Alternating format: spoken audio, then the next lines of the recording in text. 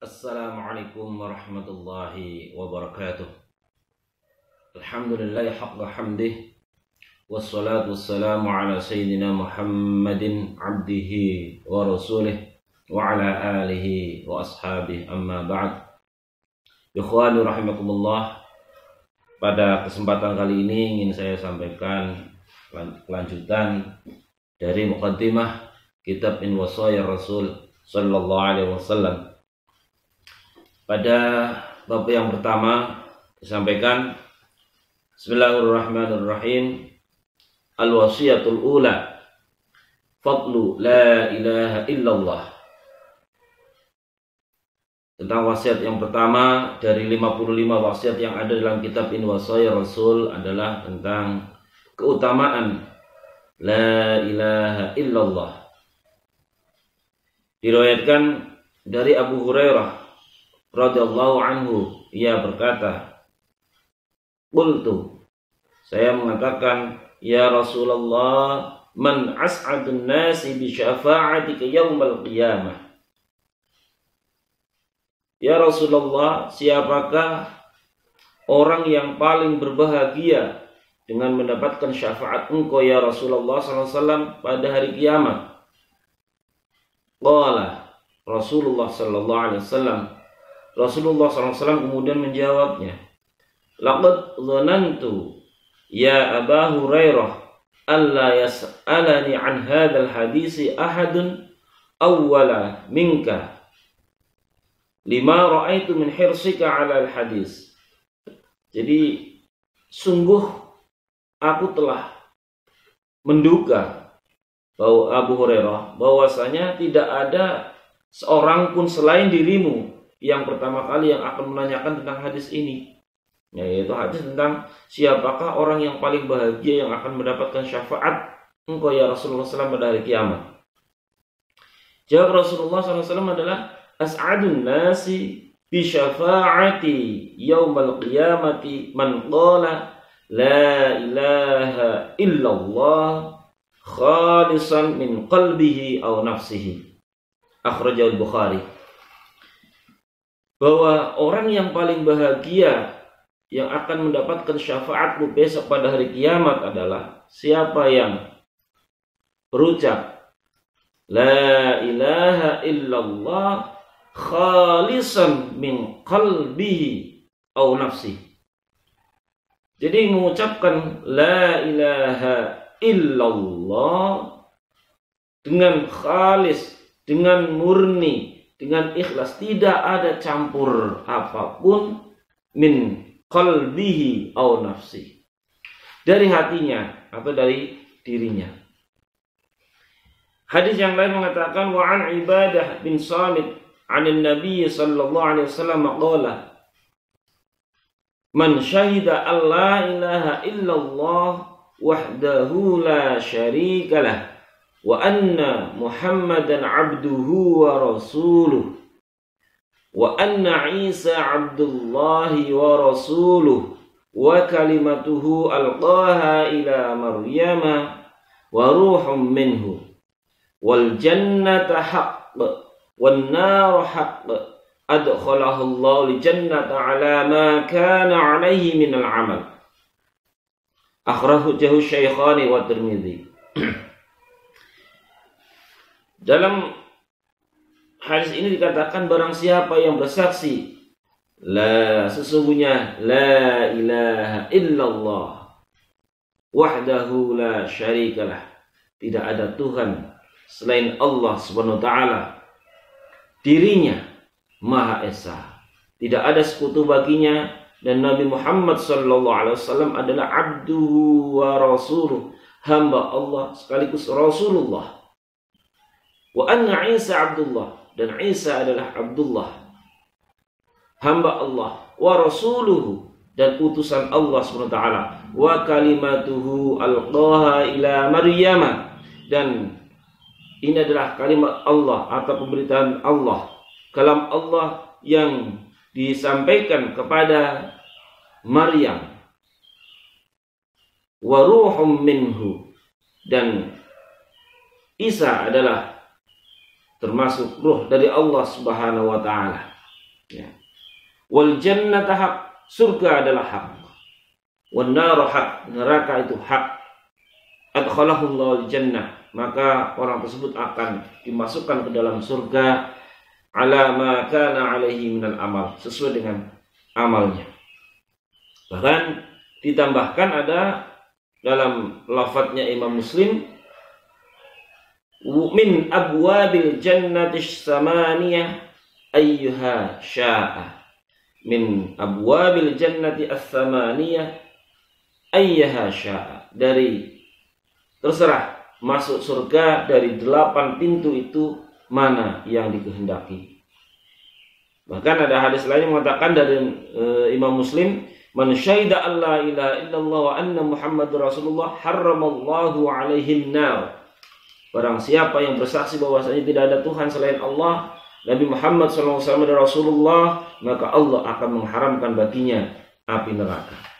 Ikhwani rahimakumullah.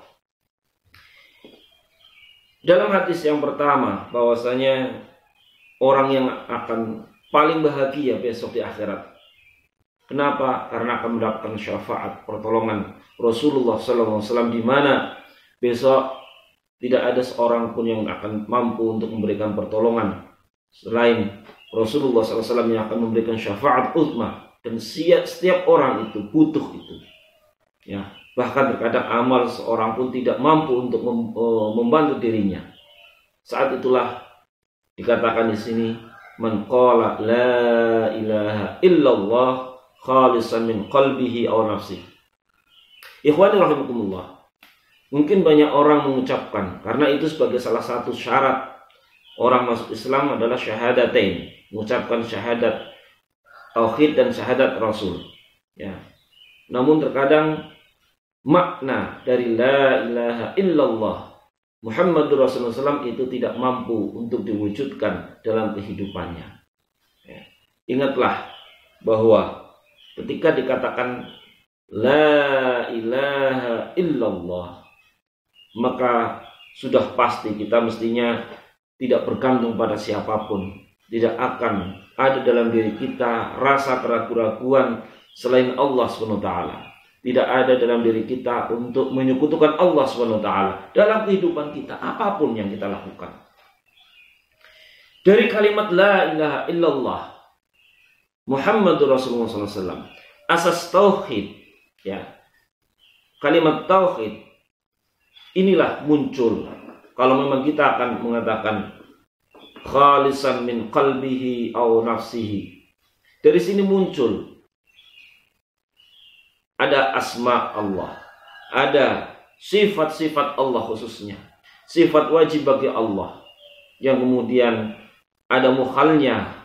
Sifat wajib bagi Allah 20, ada yang muhalnya 20, ada yang jaiznya, sifat jaiz bagi Allah. Kemudian untuk Rasulullah SAW juga demikian, ada yang sifat wajib bagi Rasul, ada yang sifat muhal bagi Rasul, ada yang sifat jaiz bagi Rasul. Bahkan dari kalimat ini kemudian muncul kitab-kitab tauhid yang begitu banyak. Ada yang sangat terkenal di Indonesia, karangan Syekh Nawawi Al-Bantani, Fathul Majid, risalah tauhidnya Imam Syekh Nawawi Al-Bantani, Fathul Majidnya. Ada juga yang dalam dunia pesantren sangat kontroversial, Fathul Majidnya Syekh Muhammad Ibn Wahab, ya. Ada juga yang kecil, yang diperas, ya, yang biasa dibaca sebagai nazaman, yaitu Aqidatul Awam di pesantren-pesantren. Begitu pula perasan sifat Allah yang wajib, yang muhal ini, muncullah kitab kecil Mu'taqad, seperti juga yang karangan dari Yai Haji Mufti bin Salim dari Pondok Pesantren Ma'hadut Thalabah Babakan di Paksir Tegal, yang mencoba mengumpulkan Mu'taqad yang lainnya dalam Mu'taqad 60. Kalau Yai Mufti mencatatnya menjadi Mu'taqad 62. Nah, sifat Allah, sifat Rasul. Sifat Allah ketika kita kemudian khalisan dari mulai wujud, qidam, baqa, wa khalafatul hawadisi, qiyamu, terus kalau kita praktekkan dalam kehidupan kita, maka kita bisa insya Allah mendapatkan syafaat Rasulullah SAW. Tidak hanya sekedar kita mengucapkan la ilaha illallah, kemudian dalam kehidupan tetap kita ternyata lepas dari sifat-sifat Allah. Ya. Bagaimana kemudian kita yakin la ilaha illallah sementara kita dalam kehidupan kadang mengatakan wah, mumpung tidak ada yang melihat maka kita akan lakukan maksiat. Berarti kita menafikan sifat wujud Allah. Bagaimana kemudian kita katanya mencoba untuk la ilaha illallah dalam kehidupan kita, kalau kemudian kita tidak menerapkan sifat-sifat Allah yang lainnya. Bagaimana kemudian kita mempertanyakan tentang takdir kita. Bagaimana kita kemudian menyalahkan sesuatu yang tidak kita inginkan. Bagaimana kok bisa menyalahkan Allah SWT ketika kita berdoa, doa kita tidak diijabah oleh Allah SWT. Bukankah kita sebagai makhluk tidak mungkin akan bisa memaksakan kehendak kepada Sang Khalik? Itulah sifat jaiz Allah. Ya. Allah berkehendak, mau mengabulkan adalah sifat Allah, tidak mengabulkan adalah sifat Allah. Memberikan kebaikan pada kita itu adalah sifat kewenangan Allah SWT. Tidak memberikan pun itulah sifat kewenangan Allah. Maka kalau kita ternyata masih menyalahkan pihak-pihak tertentu, apalagi kok sampai menyalahkan Allah SWT, maka di mana la ilaha illallah Muhammadur Rasulullah yang ada pada diri kita itu? Ikhwanur rahimakumullah. Kita sering menyalahkan orang lain. Di antaranya seperti itu. Terkadang bentuk, rupa dari seseorang menjadi bahan ejekan. Ya. Tanpa kita sadari bahwa pada hakikatnya kita mengejek Sang Khalik. Tanpa disadari kita melihat perilaku seseorang yang jelek, kemudian kita mengolok-oloknya. Tanpa disadari bahwa kita ternyata mengolok-olok Sang Khalik. Tanpa disadari kita terkadang membuka aib orang lain. Pada hakikatnya kita membuka aib diri kita sendiri. Dan kita juga menyalahkan Sang Khalik. Maka wajarlah ketika Abu Hurairah bertanya, sahabat Abu Hurairah radhiyallahu anhu bertanya kepada Rasulullah sallallahu alaihi wasallam, siapakah orang yang paling bahagia besok di akhirat kelak yang akan mendapatkan syafaat Rasulullah sallallahu alaihi wasallam? Adalah orang yang mengucapkan la ilaha illallah khalisan min qalbihi au nafsihi. Ingat, catatannya bukan hanya man qala la ilaha illallah, tetapi ada khalisan min qalbihi au nafsihi. Murni, tidak diikuti oleh apapun. Ibarat air, masih air putih, tidak ada gulanya, tidak ada kopinya, tidak ada apapun. Kalau kemudian kita pengen minum air putih kok dikasih sedikit gula, maka sudah ada kemusyrikan di dalamnya, ada sekutu di dalamnya. Kalau mau minum air kok kemudian ada kopi, maka bukan air putih lagi, tetapi air kopi. Ya, kalau kemudian kok kita minum air kok dicampuri dengan susu, maka bukan air putih lagi, tapi air susu. Tapi kita kemudian pengen campuri teh, maka bukan air lagi, tapi air teh.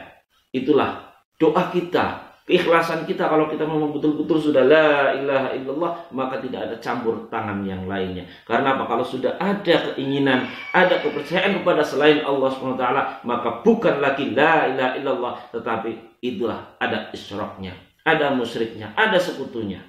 Ya, sama seperti air putih.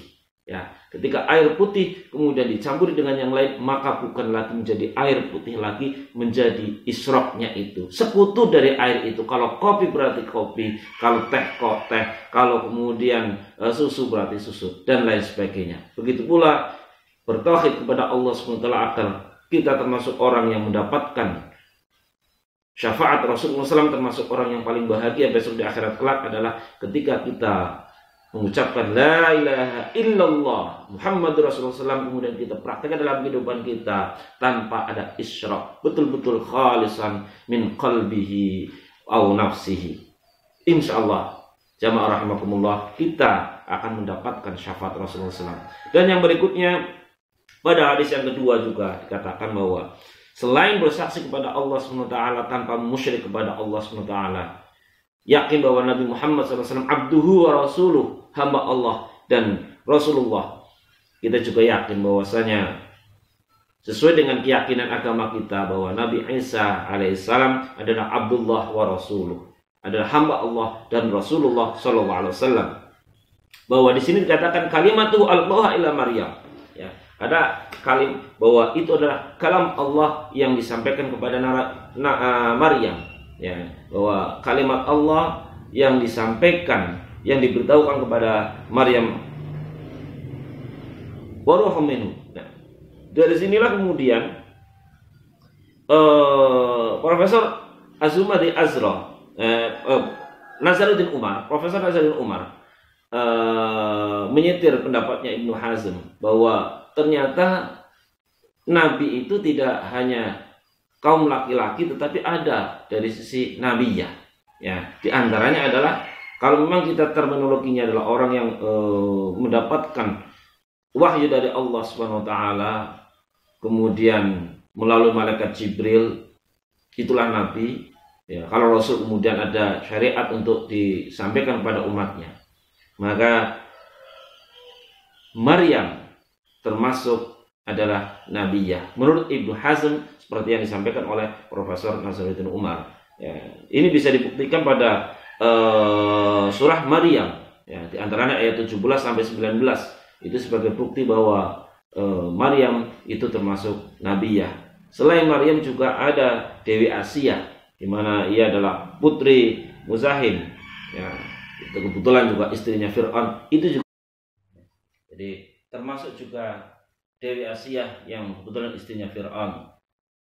Itu juga termasuk nabiyah. Jadi nabi perempuan. Nabiyah itu adalah nabi perempuan. Ya. Ini dalam tulisan Profesor Nazaruddin Umar tentang benarkah Maryam seorang nabiyah. Ikhwanul rahmatullah. Dari situlah ketika kita mencoba untuk menerapkan la ilaha illallah Muhammadur Rasulullah SAW dalam kehidupan kita, betul-betul kemurnian itu ada dalam diri kita, maka wajarlah kalau kemudian adkhalallahu al-jannata min abwabil jannah ats-tsamaniyah ayyaha syaa. Atas syafaat Rasulullah SAW kemudian diberikan kenikmatan oleh Allah SWT, silahkan masuk ke surga Allah SWT dari pintu sebelah manapun. Ya. Bahkan dikatakan haramallahu alaihin nar, Allah akan mengharamkan baginya api neraka. Itu karena apa? Kalimat tauhid yang ada pada dirinya, pada diri kita sebagai seorang muslim, betul-betul tauhid yang murni, khalisan min qalbihi au nafsihi. Mudah-mudahan ketauhidan kita pupuk sedemikian rupa, pelan-pelan betul-betul kemurnian itu ada pada diri kita. Kenapa? Karena memang betul-betul tauhidlah yang mestinya mendasari dalam kehidupan kita. Semua amal akan hancur tanpa ketauhidan yang benar. Maka wajar ketika di Subah dikatakan awwalu wajibin 'alal insani ma'rifatul ilahi bistiqani. Kewajiban yang pertama bagi seorang manusia adalah mengetahui Allah SWT dengan yakin, bistiqani. Mudah-mudahan keyakinan kita kepada Allah SWT dengan ketauhidan kita tanamkan dalam diri kita, kita amalkan sifat-sifat Allah SWT. Mana kita harus mengetahui yang wajibnya, yang muhalnya, yang jaiznya, sifat Rasul yang wajib, yang muhal, yang jaiz, kita praktekkan dalam kehidupan kita. Mudah-mudahan Allah memberikan hidayah kepada kita dan inayahnya serta ridhonya kepada kita. Amin ya rabbal alamin. Wallahul muwaffiq ila aqwamit thoriq. Assalamualaikum warahmatullahi wabarakatuh.